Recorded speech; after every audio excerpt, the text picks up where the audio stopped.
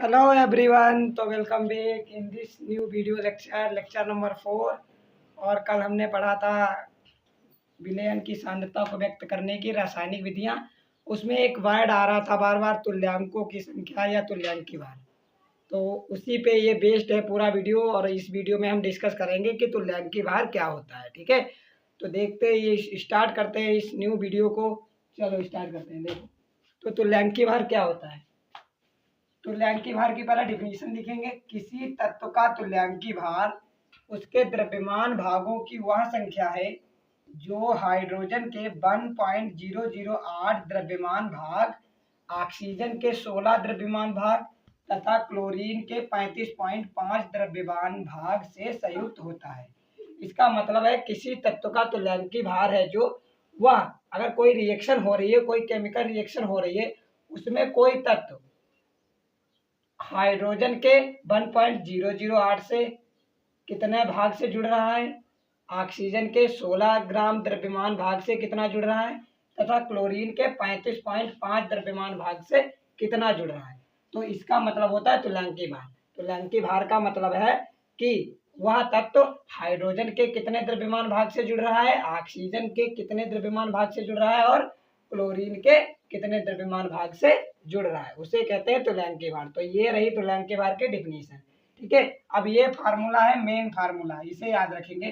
तो तुल्यांकी भार बराबर होता है परमाणु भार या अणुभार और बटे में है यन। अब ये यन क्या है, ये देखो, यन बराबर है संयोजकता हो सकती है, अम्लता हो सकती है, क्षारकता हो सकती है और आवेश हो सकता है। ठीक है, तो तुल्यांकी भार दोनों का हो सकता है, किसी अणु का भी तुल्यांकी भार हो सकता है और किसी तत्व का भी तुल्यांकी भार हो सकता है, या किसी परमाणु का भी तुल्यांकी भार हो सकता है। अगर किसी परमाणु का तुल्यांकी भार हमें निकालना है तो क्या रखेंगे, ऊपर उसका परमाणु भार रखेंगे और बटे में यन।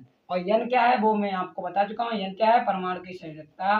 ठीक है, और यम क्या है, ये अणु का अणुभार। ठीक है, अगर हम किसी अणु का तुल्यांकी भार निकालेंगे तो क्या करेंगे, तुल्यांकी भार यहाँ क्या रखेंगे, अणुभार उसका, और नीचे यन। जहाँ यन क्या है, संयोजकता है या अम्लता हो सकती है या क्षारकता हो सकती है या आवेश। संयोजकता किसकी हो सकती है, जैसे कोई परमाणु है, अगर हम परमाणु का तुल्यांकी भार निकालेंगे तो ऊपर उसका परमाणु भार रखेंगे और नीचे क्या रखेंगे, उस परमाणु की संयोजकता। अम्लता क्या होगी, किसी भी क्षार की क्या होती है, अम्लता होती है। ठीक है, और किसी भी क्षार की अम्लता होती है और किसी भी अम्ल की क्या होती है, क्षारकता होती है। और ये क्या है, आवेश। तो देखो कैसे निकालेंगे, यहाँ देखो, जैसे कुछ लिखा है क्षार और उनकी अम्लता, देखो समझो, NaOH है। ठीक है, अम्लता क्या होती है कि ये कितने OH आयन दे सकता है। ठीक है, कितने OH आयन दे सकता है। तो यहाँ से देखो NaOH में कितने OH हैं, एक, तो इसकी अम्लता कितनी हो गई, एक। CaOH का ट्वाइज है, इसमें कितने OH दे सकता है, दो, तो इसकी अम्लता कितनी हो गई, दो। ये सब क्या है, क्षार है, और ये इधर क्या है, इनकी अम्लता है। जैसे NaOH में कितने OH हैं, एक, मतलब एक OH माइनस दे सकता है। CaOH का ट्वाइज में कितने OH हैं, दो, मतलब ये Ca कितने, दो OH माइनस दे सकता है। और एल्युमिनियम ट्राईहाइड्रॉक्साइड में क्या है, ये 3 OH माइनस दे सकता है, इसलिए इसकी अम्लता कितनी हो गई, 3। इसी प्रकार लवण का देखो, अगर लवण की बात करें तो आवेश की बात करेंगे, NaCl। अगर NaCl टूटेगा तो क्या आएगा, Na के ऊपर एक प्लस और Cl के ऊपर एक माइनस, तो इसका आवेश कितना आ रहा है, एक। ऐसे ही KCl टूटेगा तो K के ऊपर प्लस का एक आएगा और Cl के ऊपर माइनस एक, तो इसका भी आवेश कितना है, एक। CaCl2 जब टूटेगा तो Ca के ऊपर प्लस के दो आएंगे और Cl के ऊपर माइनस एक आएगा और दो Cl है इसलिए -2, तो इसकी आवेश कितना हो जाएगा, दो। ऐसे AlCl3 टूटेगा तो एल्युमिनियम के ऊपर 3 प्लस आएंगे, तो यहाँ पे 3। MgCl2 टूटेगा तो मैग्नीशियम के ऊपर 2 प्लस आएंगे, तो इसका आवेश कितना हो गया, 2। ठीक है, तो ये सब n की वैल्यू है।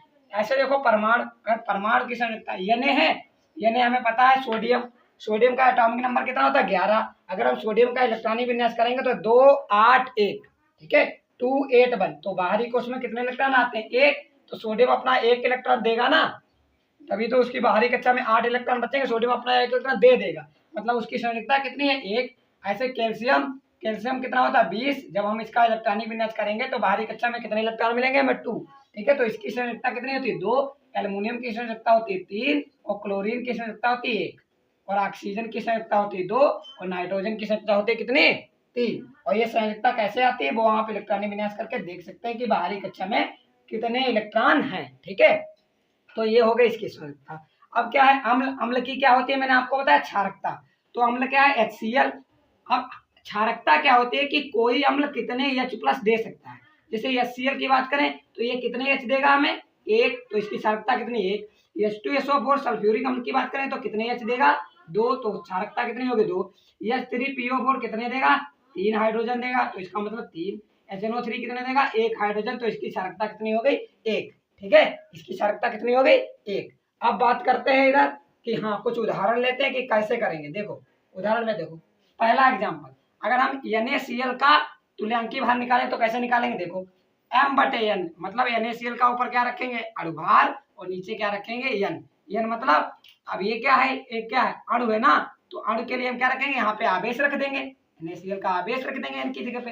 तो M क्या है, देखो NaCl में कितने N है, 1, तो 1 Na का कितना होता है, 23 प्लस 35.5, ये हमने क्या निकाल लिया, परमाणु भार। NaCl का क्या निकाल लिया, अणुभार, सॉरी क्या निकाल लिया, NaCl का अणुभार। तो अणुभार कितना है, 58.5, और N का मान आवेश कितना आएगा, इस पे प्लस का 1, तो 58.5 ही इसका क्या हो जाए, E का मान, मतलब तुल्यांकी भार भी कितना हो जाएगा, 58.5। ऐसे दूसरा एग्जाम्पल दे देते हैं, अगर हम कैल्शियम परमाणु का निकालें जो तुल्यांकी भार, तो वो क्या हो जाएगा, ऊपर क्या रखें, क्योंकि ये परमाणु है तो ऊपर क्या रखेंगे, परमाणु भार, अणुभार नहीं रखेंगे, क्या रखेंगे, परमाणु भार। तो कैल्शियम का परमाणु भार बटे N, तो कैल्शियम का परमाणु भार होता कितना है, 40, और बटे में कैल्शियम की संयोजकता कितनी होती है, 2। देखो कैल्शियम की संयोजकता, ये देखो ये कैल्शियम की संयोजकता कितनी होती है, 2, तो 40/2 काटेंगे तो कितना आ जाएगा, 20। तो इसका जो तुल्यांकी भार हमारा कितना आ जाएगा, 20। ऐसे अगर हम H2SO4 का तुल्यांकी भार निकालेंगे तो क्या रखेंगे, अणुभार बटे में, और बटे में रख देंगे कि इसकी क्षारकता कितनी है, ये अम्ल है ना, तो इसकी क्षारकता कितनी, देखो तो H2SO4 में हाइड्रोजन कितने हैं, 2, तो 1 हाइड्रोजन का होता कितना है, परमाणु भार 1, प्लस सल्फर कितना है, 1, सल्फर के ऊपर कितना होता है, 32, प्लस ऑक्सीजन कितने हैं, 4, और एक ऑक्सीजन का होता कितना है, 16। तो जब इनको सबको कैलकुलेट करोगे तो हमारा अणुभार जो आएगा 98, और नीचे N का मान कितना आएगा, क्योंकि हाइड्रोजन की क्षारकता कितनी होगी, क्योंकि ये क्या करेगा, 2 हाइड्रोजन दे सकता है, 2 H दे सकता है, इसलिए इसकी क्षारकता कितनी हो जाएगी, 2। तो 98/2 जब काटेंगे तो हमारा कितना आएगा, 49। तो इसका तुल्यांकी भार कितना आ जाएगा, 49। ऐसे नेक्स्ट एग्जांपल देखते हैं, NaOH का अगर हम तुल्यांकी भार निकालेंगे तो NaOH का अणुभार और बटे में इस पे आवेश, या तो ये क्षार है ना, क्या है, एक क्षार है, तो इसकी क्या रखेंगे, अम्लता, N। तो अम्लता कैसे निकालते हैं, OH- ये कितने दे सकता है, देखो कितने OH- देगा, तो ऊपर तो हमने क्या निकाल लिया, अणुभार, अणुभार इसका आता है 40, और OH- कितने देगा, 1। तो ये क्या हो गया है, इसका तुल्यांकी भार कितना आ जाएगा, 40। याद रखेंगे कितना आ जाएगा, 40। तो ये याद रखना है आपको, तुल्यांकी भार कैसे निकालना है, परमाणु भार या अणुभार और बटे में N क्या क्या हो सकता है। अगर परमाणु भार किसी का, हम परमाणु की अगर तुल्यांकी भार निकाल रहे हैं तो वहां पे N का मान संयोजकता हो सकता है। अगर किसी अम्ल का तुल्यांकी भार निकाल रहे हैं तो वहां पे N का मान क्या हो जाएगा, क्षारकता। अगर किसी लवण का निकाल रहे हैं तो यहाँ पे N का मान क्या रखेंगे, आवेश की, उस लवण पे कितना आवेश आ रहा है। ठीक है, और अगर किसी क्षार का तुल्यांकी भार निकाल रहे हैं तो देख लेंगे उसकी अम्लता कितनी हो रही। तो अम्लता कैसे निकालेंगे, क्षार की अम्लता देख लेंगे कि कितने OH- वो दे रहा है। ठीक है, तो वो हो जाएगी अम्लता। और जब हम अम्ल की बात करेंगे तो क्षारकता कैसे निकालेंगे, देखेंगे कितने H+ आयन वो दे रहा है। तो सिंपली आप इससे तुल्यांकी भार निकाल पाओगे। अब रही परमाणु भार की बात, तो आपको पता है हाइड्रोजन का परमाणु भार 1 होता है, हीलियम का 4 होता है, कार्बन का 12, नाइट्रोजन का 14, ऑक्सीजन का 16, फ्लोरीन का 19, सोडियम का 23, एल्युमिनियम का 27, फास्फोरस का 31, सल्फर का 32, क्लोरीन का 35.5, और पोटेशियम का 40, कैल्शियम का 52, क्रोमियम का 56, और आयरन का 80, और आयरन का 56 होता है, और ये ब्रोमीन का 80, ये वाला लास्ट वाले का है। ठीक है, तो ये इसके परमाणु भार दिए हैं और ये तत्व दिया है। तो आई होप आपको ये वीडियो बहुत अच्छा लगा होगा और ये अच्छे से समझ में भी आता है। ये बहुत एक ऐसा टॉपिक है जिसमें बच्चों को कंफ्यूजन होती ही रहती है, वो समझ ही नहीं पाते कि तुल्यांकी भार क्या है, तुल्यांकी भार कैसे निकालेंगे। ठीक है, तो इस वीडियो को देखने के बाद आपके सारे डाउट क्लियर हो जाएंगे। ठीक है, तो आई होप आपको ये वीडियो पसंद आएगा और इसको देखने के बाद आपके तुल्यांकी भार से जुड़े जो भी डाउट थे वो सब दूर हो जाएंगे। तो तुल्यांकी भार एक बार देख लीजिए फटाक से कैसा होता है। तुल्यांकी भार हमें याद रखना, निकालना कैसे, तुल्यांकी भार बराबर या तो परमाणु भार रखेंगे या तो अणुभार, और बटे में N रखेंगे, जहाँ N क्या होता है, n हो सकता है संयोजकता।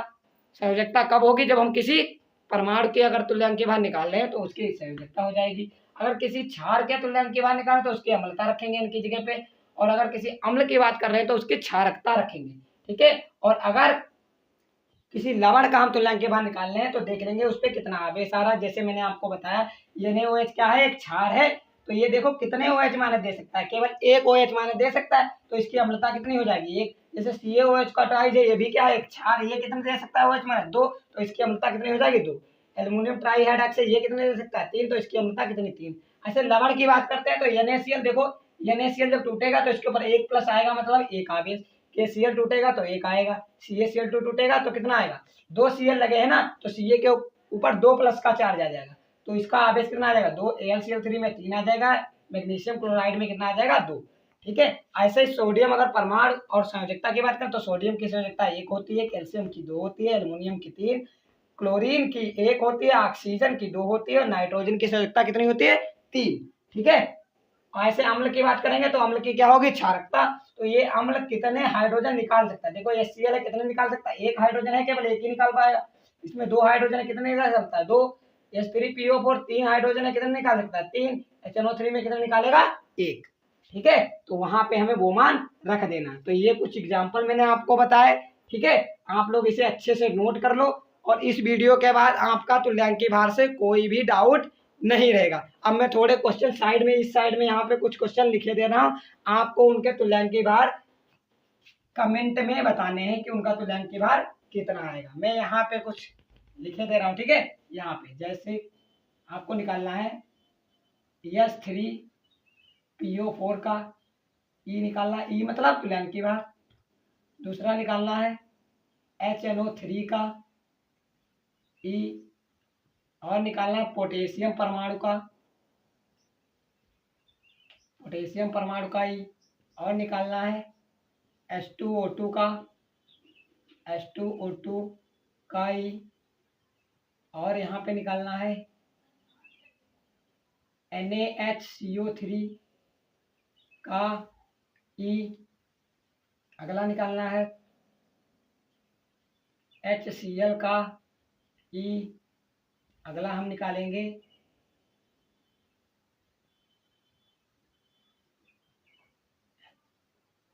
H2SO7 का E, ठीक है। इतने आपको होमवर्क में इनके तुल्यांकी भार निकालने हैं, ठीक है। तो कैसे निकालेंगे? सिंपली अगर आपने इस वीडियो को अच्छे से देखा है और समझा है तो आप आराम से इनके क्या निकाल पाएंगे? तुल्यांकी भार निकाल पाएंगे। और इन सभी का आंसर हमें कमेंट में चाहिए। ये पहला है, ये दूसरा, ये तीसरा, ये चौथा, ये पांचवा, ये छठा, ये सातवां, ठीक है। अगर आप तुल्यांकी भार निकाल पाएंगे तो आगे जो हम न्यूमेरिकल करेंगे विलयन की नॉर्मलता की, वो आप आसानी से कर पाएंगे। इसलिए मैंने ये 60 वीडियो जो है तुल्यांकी भार के ऊपर बनाया है, ठीक है, कि आपके तुल्यांकी भार से जुड़े सारे डाउट क्लियर हो जाए। क्योंकि अगर आप तुल्यांकी भार अच्छे से नहीं समझ पा रहे हैं, तुल्यांकी भार नहीं निकाल पा रहे हैं, तो तुल्यांकों की संख्या नहीं निकाल पाएंगे। अब अगर आप तुल्यांकों की संख्या नहीं निकाल पाएंगे तो विलयन की नॉर्मलता आप नहीं निकाल पाएंगे। इसलिए मैंने ये वीडियो बनाया, ठीक है। I hope you will be understand very properly in this video. Okay, so guys, तब तक के लिए इसे नोट कर लो और क्या करते रहो, आगे कैरी ऑन हो अपनी पढ़ाई के साथ। तब तक के लिए ऑल द वेरी बेस्ट।